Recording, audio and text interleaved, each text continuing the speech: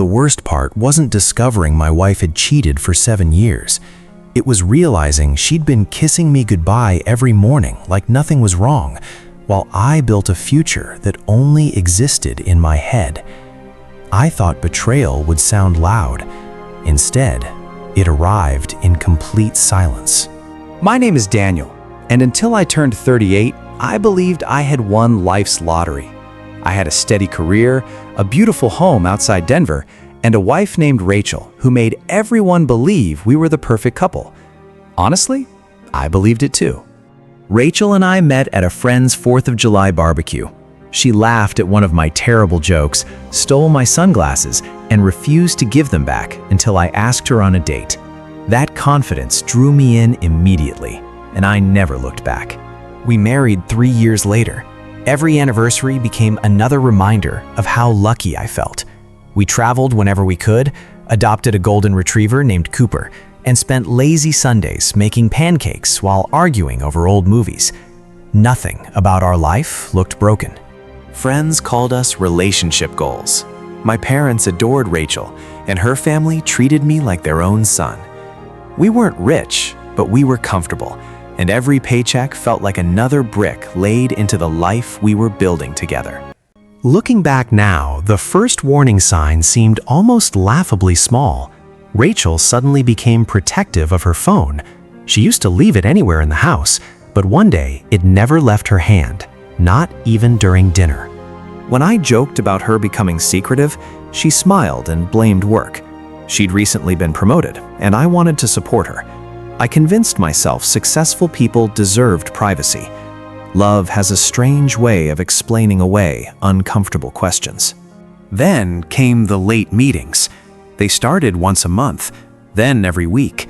Sometimes she'd come home exhausted, wearing perfume that wasn't the one she'd left with that morning. I noticed it every time, but I never accused her. Instead, I blamed stress. I bought flowers, planned weekend getaways, and tried harder to be the husband I thought she deserved. Funny thing about betrayal, it often turns the innocent person into someone desperately trying to fix problems they never created. 7 years passed that way. 7 birthdays, 7 anniversaries, thousands of ordinary mornings where I believed every smile was genuine. If someone had told me my marriage was built on lies, I would have defended Rachel without hesitation. That's how complete my trust was. Everything changed because of a phone call that wasn't meant for me. Rachel had left her phone charging upstairs while she showered. It rang 3 times before voicemail picked up, and curiosity made me glance at the screen for the first time. The caller ID simply said, "Don't answer." That name alone made my stomach tighten. Seconds later, another message appeared. "Miss you already. Last night was worth the wait." My heart didn't break instantly. It froze before it shattered. I stood there, staring at those words, until Rachel walked downstairs, wrapped in a towel. She saw my face before she saw the phone. In that split second, every ounce of color disappeared from hers. Neither of us spoke first. She grabbed the phone so quickly it nearly slipped from her hands. Then she whispered the sentence that changed everything. "It's not what you think."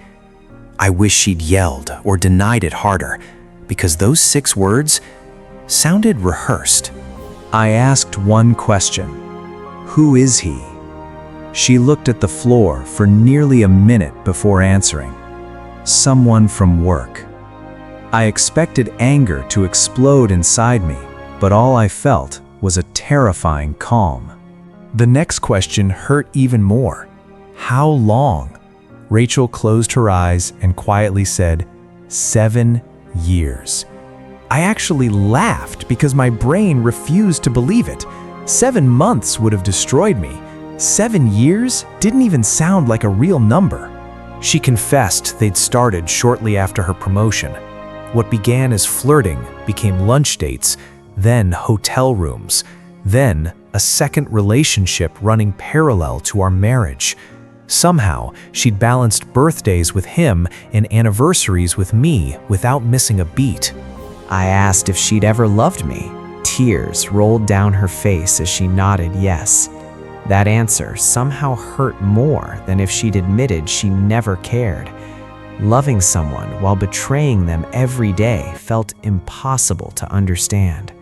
I packed a suitcase that night and stayed at my brother's house. Sleep never came. My mind replayed thousands of memories, trying to separate the real moments from the fake ones. Every vacation photo suddenly looked staged. Every smile felt borrowed. Over the next week, Rachel called constantly.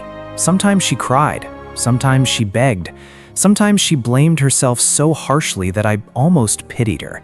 Then I'd remember 7 years of lies, and the sympathy disappeared just as quickly.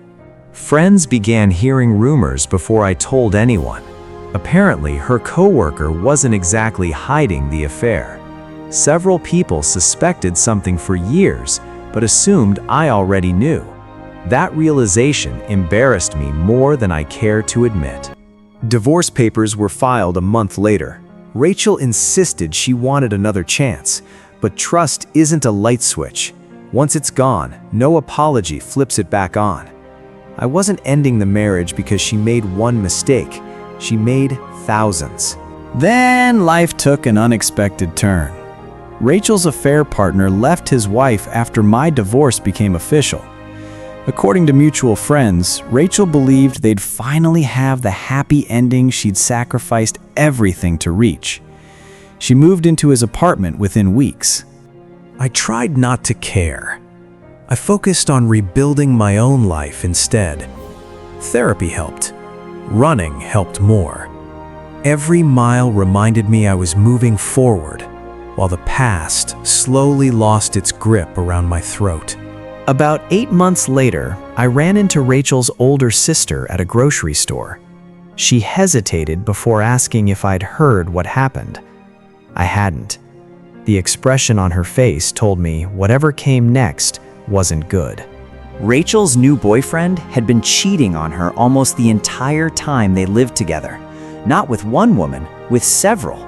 She discovered dozens of messages, hidden accounts, and years of deception that mirrored exactly what she'd done to me. When she confronted him, he reportedly laughed and asked why she expected loyalty from someone she'd started dating through an affair. Hearing that sentence gave me chills. Cruel as it sounded, it carried a painful kind of truth.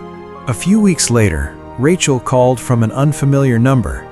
I almost ignored it, but something told me to answer. Her voice sounded completely different, older somehow. She wasn't asking me to come back this time. She just wanted to apologize. She admitted that losing me hadn't been her biggest punishment. Living through the same betrayal had forced her to feel every sleepless night, every doubt, every unanswered question she'd once created for someone else. She finally understood my silence. I listened without interrupting. There was nothing left to argue about. Forgiveness, I realized, wasn't pretending the past never happened. It was refusing to let someone else's choices continue controlling my future. I wished her well, and we hung up. The strange thing about heartbreak is that healing rarely arrives with fireworks. It comes quietly. One morning you wake up, make coffee, and realize you haven't thought about the person who broke you for several hours. Then those hours become days. 2 years after the divorce, I met someone named Olivia during a volunteer event at an animal shelter. We became friends first. There were no dramatic sparks, only honest conversations and the kind of trust built slowly instead of assumed. Before our relationship became serious, I told Olivia everything. I expected judgment or hesitation. Instead, she reached across the table, squeezed my hand, and said, "Someone else's betrayal doesn't get to write the rest of your story." Those words stayed with me because they were true. Rachel stole 7 years of my marriage, but she didn't deserve the years that came afterward. Holding on to bitterness would have handed her even more of my life, and I refused to do that. Sometimes people ask whether I believe karma is real. I honestly don't know. What I do know is this: choices have consequences, even when they take years to arrive. The lies we tell others eventually become the lies we live ourselves. If you've ever been betrayed, remember this. The person who lied to you didn't define your worth. They revealed their own character. Healing isn't about getting revenge. It's about building a life so peaceful that the past finally loses its power. And if this story reminded you that truth always matters, even when it's painful, don't forget to like the video, subscribe to the channel, and share it with someone who needs hope today. Sometimes the ending you never wanted becomes the beginning you needed most.